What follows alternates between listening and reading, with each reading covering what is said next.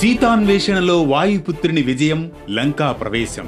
ధర్మమనే దీపం చేతబట్టి భక్తి మార్గంలో శక్తివంతంగా సాగే ఆంజనేయ వీర విహారం. అడ్డంకులు వచ్చినప్పుడల్లా ఆత్మవిశ్వాస ఆయుధం చొప్పించి అసత్యాన్ని ఎదిరించిన ఆంజనేయుని అప్రతిహత కథనం. ఆకాశాన్ని చీల్చుకుంటూ లంక వైపు ప్రయాణించే యాత్రలో సురస, సింహిక, లంకిణి ఆటంకాలను శక్తితో కాక చాతుర్యంతో అధిగమించే రామభక్తి కిరణ కథా స్రవంతిలోకి సాగే కథనమే సీతాన్వేషణలో వాయుపుత్రుని విజయం, లంకా ప్రవేశం. రండి, మనము ఆంజనేయునితో ప్రవేశిద్దాం.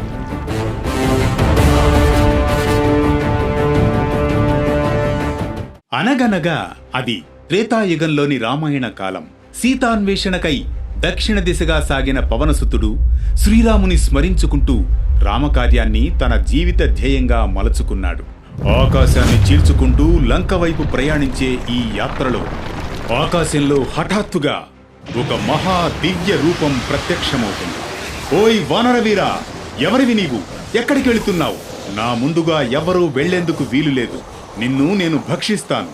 ఓ మహాదేవత, నేను వాయుపుత్రుడు హనుమంతుడు, శ్రీరాముని దూతను. సీతాదేవిని వెదికేందుకు లంకకు ప్రయాణిస్తున్నాను. దయచేసి నాకు దారి విడువండి.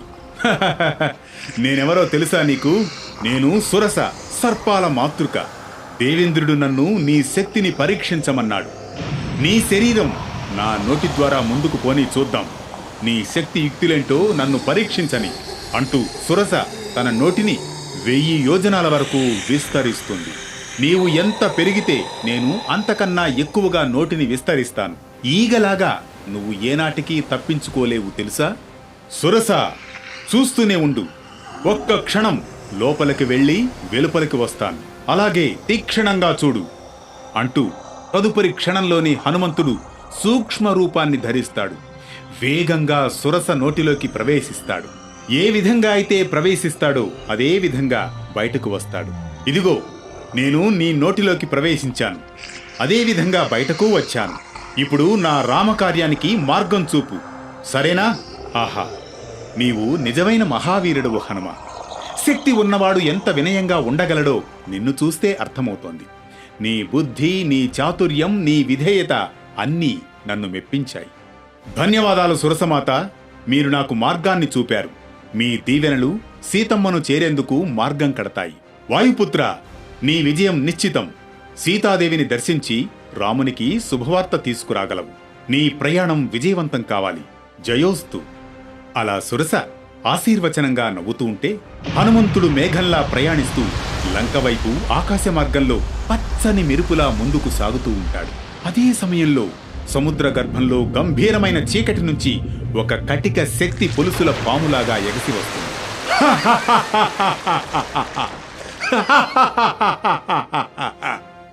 ఈ చిన్న వానరం నా పక్షవశంలో పడతాడని తెలియనట్టుంది పాపం.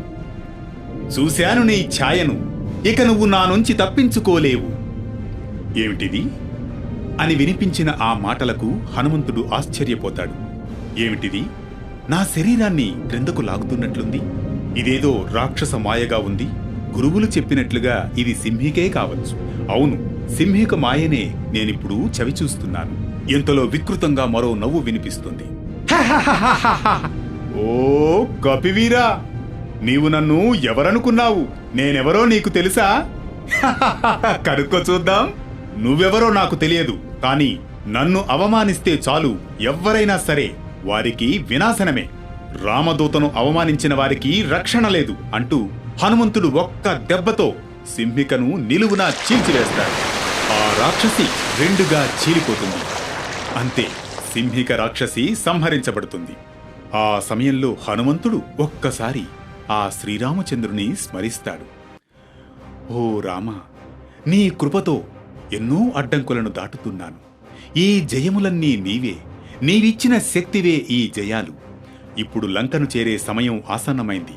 జై శ్రీరామ, జై శ్రీరామ అంటూ చీకటి పడుతున్న వేళ హనుమంతుడు లంక తీరానికి చేరుతాడు. అంతే, అక్కడ ఆశ్చర్యంగా అంతలోనే లంక ద్వారాన్ని కాపాడే రాక్షసి లంకిణి కనిపిస్తుంది.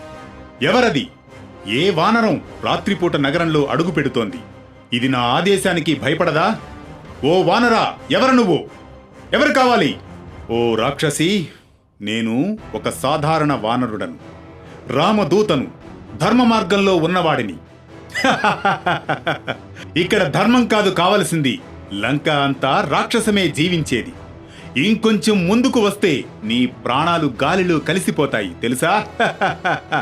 అలా అనకు, వచ్చాను చూడు నా శక్తిని అంటూ హనుమంతుడు ఒక్క పిడికిలితో లంకిడిని సమీపంలోని చింతపండు విత్తనంలా బలంగా విసురుతాడు. అంతే, ఆ రాక్షసి విసురుగా పడిపోతుంది.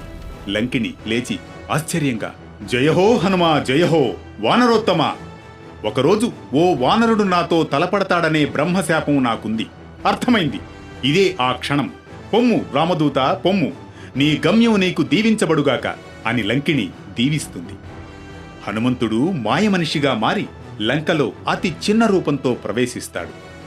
మయుని అపూర్వ శిల్పకళతో ఏర్పడిన నగరంలోని ప్రాసాదాలను చూసి ఆశ్చర్యపడుతాడు. ఎటు చూసినా ఆకాశాన్నంటే రాజప్రాసాదాలు, అంతఃపుర భవనాలు.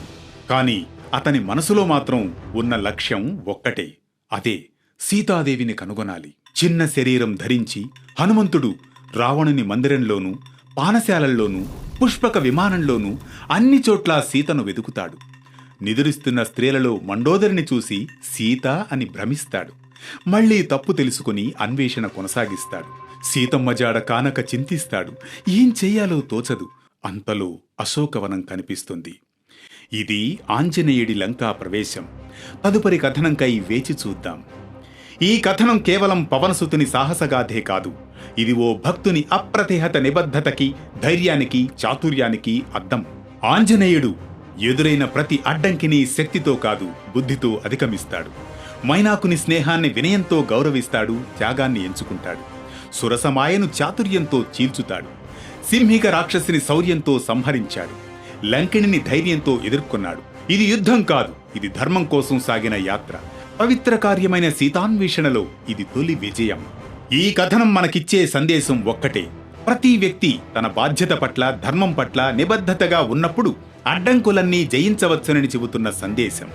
పగలంతా శ్రమించి నిదురుకుపక్రమించే మునుపు ప్రతి రాత్రి 9 గంటలకు అనగనగా అనే పలుకుతో ప్రారంభమయ్యే వేటు న్యూస్ కథా పయనంలో సరికొత్త కోణంలో సాగే ఈ ఇతిహాస కథనం ధర్మం, భక్తి, బుద్ధి, శౌర్యంతో సాగే చతుర్విధ ప్రయాణం చైతన్య కెరటం, ప్రతి మనసుకు శయనగీతం, ఓ మధుర స్వప్నం.